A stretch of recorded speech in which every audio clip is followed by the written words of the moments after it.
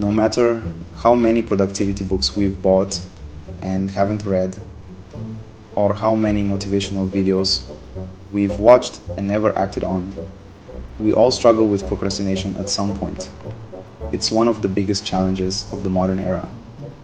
But here's something surprising. Procrastination isn't just about laziness or lack of motivation. It's actually about emotions. In a 2013 study, Dr. Tim Fico, one of the leading procrastination researchers, described procrastination as the primacy of short-term mood repair over the longer-term pursuit of intended actions.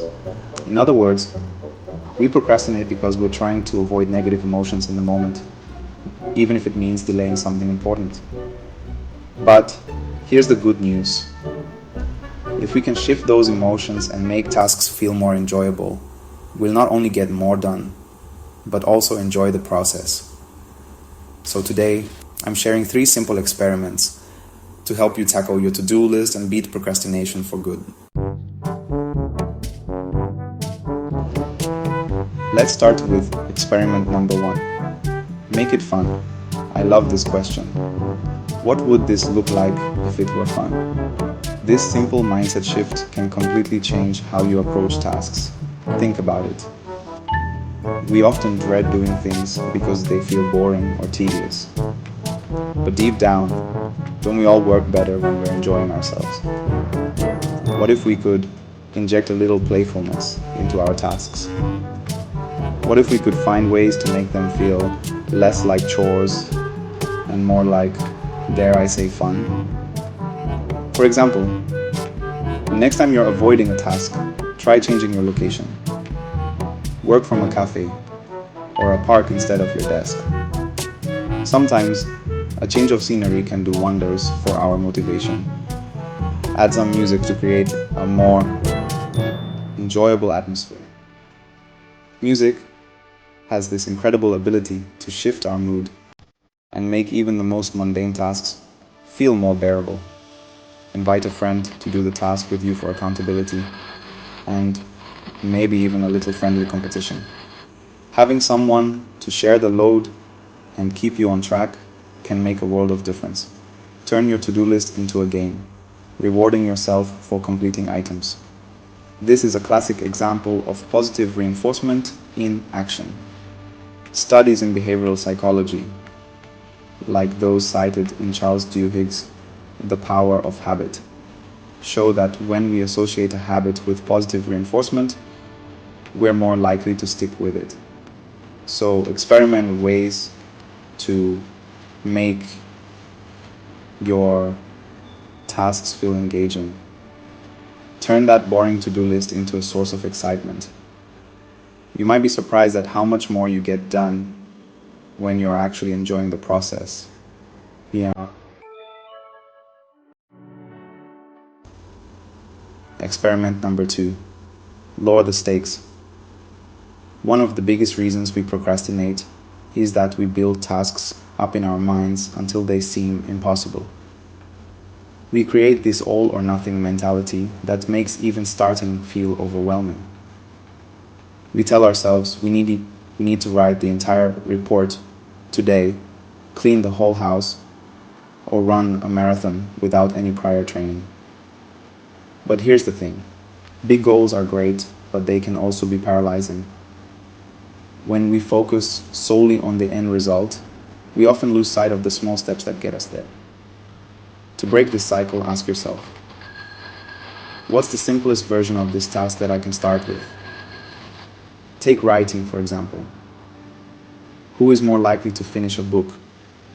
Someone who sets out to write a masterpiece immediately, or someone who commits to writing just 1 page a day? James Clear, in Atomic Habits, talks about the power of 1% improvements. Small, consistent actions compound over time to create significant progress. It's like building a habit of saving money. If you try to save a huge chunk of your income all at once, you are likely to get discouraged and give up. But if you start by saving just a small amount each day, even just $1, you'll be amazed at how quickly it adds up. So, instead of telling yourself you need to complete the entire project, just do one tiny part of it. That small action will build momentum and make it easier to continue.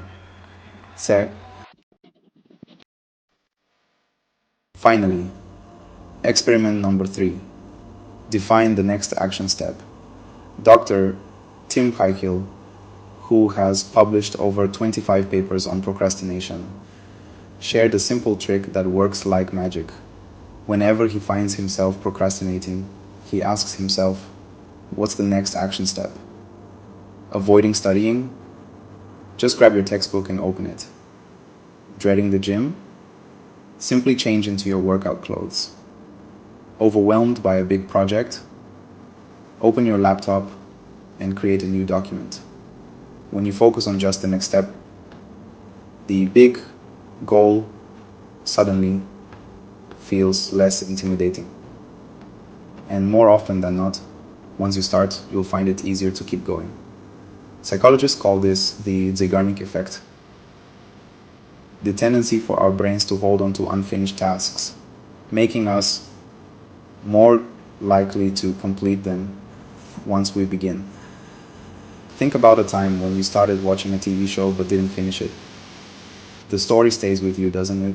You're more likely to go back and finish it because your brain craves closure. The same principle applies to our tasks. Once we take that first step, our brains become invested in seeing the task through to completion. So the next time you catch yourself procrastinating, don't think about the whole task. Just take that first small step. You might be surprised at how far it takes you. So let's recap. Make it fun.